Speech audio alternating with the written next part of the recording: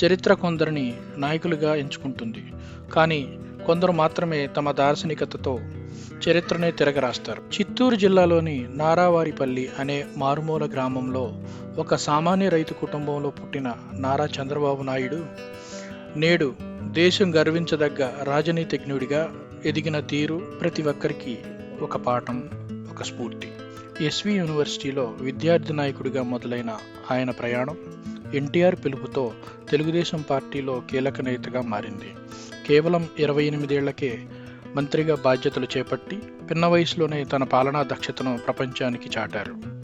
అయితే 1995లో ఉమ్మడి ఆంధ్రప్రదేశ్ ముఖ్యమంత్రిగా ఆయన తీసుకున్న నిర్ణయాలు తెలుగువారి తలరాతనే మార్చేశాయి. సంక్షోభంలో ఉన్న రాష్ట్రాన్ని సంస్కరణల వైపు నడిపించారు. Bye bye Bengaluru, hello Hyderabad అంటూ ప్రపంచ ఐటీ పటంలో హైదరాబాద్ను నిలబెట్టారు.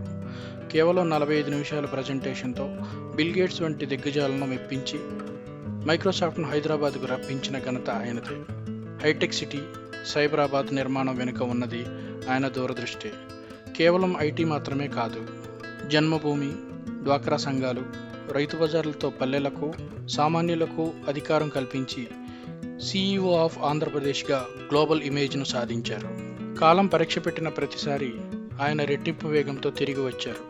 2014లో రాష్ట్రం విడిపోయి రాజధాని లేని ఆంధ్రావనిని చూసి చెలించిపోయారు. కట్టుబట్టలతో మిగిలిన రాష్ట్రానికి అండగా నిలిచి అమరావతి అనే ప్రపంచ స్థాయి రాజధాని కలను ప్రజలకు అందించారు.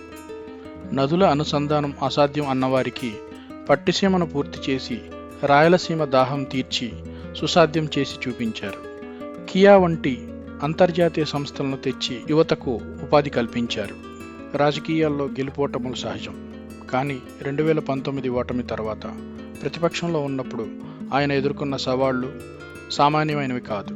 అవమానాలు, అక్రమ కేసులు, చివరికి 53 రోజులు జైలు జీవితం ఏవీ ఆయన సంకల్పాన్ని దెబ్బతీయలేకపోయాయి. 74 ఏళ్ల వయసులోనూ ఒక 25 ఏళ్ల యువకుడిలా ప్రజాగళం వినిపిస్తూ రాష్ట్రమంతా కలియ తిరిగారు. ప్రజల కష్టాలను తన కష్టాలుగా మార్చుకున్నారు. దానికి ఫలితమే 2024 చారిత్రాత్మక విజయం.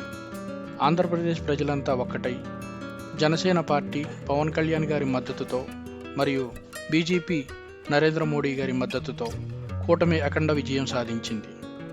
చంద్రబాబు నాయుడు గారిని 4వసారి ముఖ్యమంత్రి పీఠంపై కూర్చోబెట్టారు. అనుభవానికి, సమర్థతకు ప్రజలు పట్టం కట్టారు. నేడు విజన్ 2047తో పేదరికం లేని సమాజం కోసం, స్వర్ణాంధ్ర నిర్మాణం కోసం ఆయన అహర్నిశలు శ్రమిస్తున్నారు. ఓటమిని చూసి భయపడక, విజయాన్ని చూసి పొంగిపోక, నిరంతర ప్రజాసేవలో తరించే అవిశ్రాంత శ్రామికుడే మన నారా చంద్రబాబు నాయుడు.